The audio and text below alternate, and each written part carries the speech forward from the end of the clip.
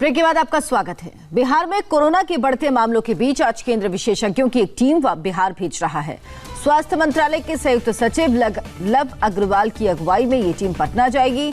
Team Bihar के स्वास्थ्य अधिकारियों के साथ कोरोना के रोकथाम के उपायों की समीक्षा करेगी और अस्पतालों को जरूरी गाइडलाइंस दी जाएंगी। आपको बता दें, बिहार में 18 दिनों में कोरोना के मामले 2.5 गुना तक बढ़ गए हैं। वहां 25,000 लोग कोरोना से पीड़ित हैं और अब तक 177 लोगों की जान भी जा चुकी है। और अब आपको बताते हैं देश में कोरोना का हाल आखिर कैसा है। कोरोना का ग्राफ तेजी से बढ़ रहा है। शनिवार को रिकॉर्ड लोग इस वायरस की चपेट में आए हैं। लगातार कोरोना के बढ़ते कहर के बीच अब शहरों में, छोटे शहरों में भी कोरोना का कहर बढ़ रहा है। हमने देखा है कि बिहार में भी हालात लगातार खराब हो रहे हैं।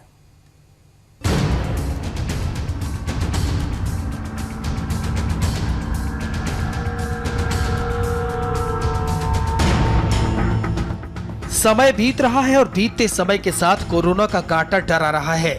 दिन ब दिन कोरोना मरीजों की तादाद नया शिखर छू रही है। शनिवार को 37,407 लोगों में कोरोना की पुष्टि हुई। इससे पहले एक दिन में इतने ज्यादा केस कभी नहीं आए थे। देश में अब 10,77,864 केस हो गए हैं और अनुमान लगाया जा रहा है कि आज शाम होते होते यह आंकड़ा 11 लाख को पार कर सकता है। हालांकि इनमें एक्टिव केस सिर्फ 3,73,000 हैं। शनिवार को 543 लोगों की मौत हुई। देश में अब तक 26,000 से ज्यादा लोग कोरोना की भेंट चढ़ गए हैं। कोरोना से सबसे ज्यादा प्रभावित राज्यों में महाराष्ट्र नंबर 1 पर बना हुआ है। महाराष्ट्र में कोरोना मरीजों का आंकड़ा 3 लाख को पार कर चुका है। शनिवार को महाराष्ट्र में 8,348 लोग कोरोना की चपेट में आए, जिसके बाद वहां कुल मरीजों की तादाद 3,937 तक पहुंच गई, जिनमें एक्टिव केस 1,26,926 है। शनिवार को राज्य में 144 की मौत दर्ज की गई। वहां अब तक 11,596 लोगों की मौत हो चुकी है। एक तरफ महाराष्ट्र कोविड-19 के प्रहार से कराह रहा है, दूसरी तरफ प्राइवेट अस्पताल मनमानी कर रहे हैं। 54 साल के संजय हीरे अब इस दुनिया में नहीं हैं। 29 जून को विक्रोली के गोदरेज अस्पताल में कोरोना की वजह से उनकी जान चली गई।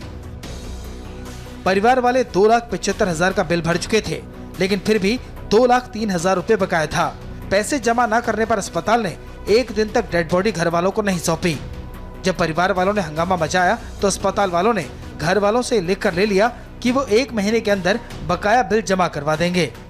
29 तारीख को 5:30 बजे डेट हो गया, तो दूसरे दिन हम लोग को 5:30 बजे डेट बॉडी हमारे ताबे में दिया और वो भी नहीं दे रहे थे। बोले पूरा तुम्हारा बिल भरो, बिल देने के बाद बॉडी तुम्हारे ताबे में आ जाएंगी, तभी तो बॉडी देंगे नहीं हम लोग को। तुम कितना बिल बचा था? 2 लाख टोटल पहला भरा कि 2,55,000 हम लोग ने भरा है वह बिल। उसके बाद 2,03,000 हमारे पास बैलेंस था उन लोग का बिल। तो हम बोले कि भाई तुम लोग ने हमारे साथ चीटिंग किया करके। पेशेंट सवेरे बोलते हैं कि 80% पेशेंट ओके करके, और दोपहर के बाद 5:30 बजे बोलता है कि भाई तुम्हारा पेशेंट का डेट हो गया करके। तो हम लोग को गोदरेज के ऊपर बिल्कुल भरोसा नहीं, उन्होंने हमारे साथ चीटिंग किया है, हमारे फसौनू किया है करके उन्होंने। प्राइवेट अस्पताल ने जैसा क्रूर चेहरा हीरे परिवार को दिखाया, वैसा ही एक दूसरे अस्पताल का क्रूर चेहरा वाघमारे परिवार को भी देखना पड़ा। उदय वाघमारे की मुलुंड के प्लेटिनम अस्पताल में 15 जुलाई को मौत हो गई। अस्पताल ने घर वालों को 9,95,000 का बिल थमा दिया। परिवार ने 6 लाख रुपए जमा कर दिए, लेकिन बाकी बिल जमा न करने पर अस्पताल ने 8 से 9 घंटों तक शव नहीं सौंपा।